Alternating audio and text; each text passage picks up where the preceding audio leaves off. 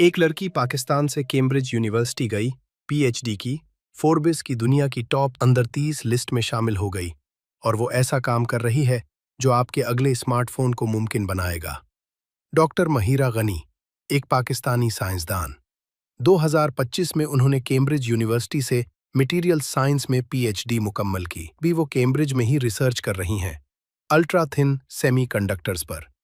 ये वो चिप्स हैं जो अगली जनरेशन के मोबाइल फोन्स, कंप्यूटर्स और मेडिकल डिवाइसेस में इस्तेमाल होंगे। जितना एक एटम पतला, उतनी ही पतली टेक्नोलॉजी। और एक पाकिस्तानी लड़की इस फ्रंटियर पर काम कर रही है। लेकिन महिरा सिर्फ लैब तक महदूद नहीं है।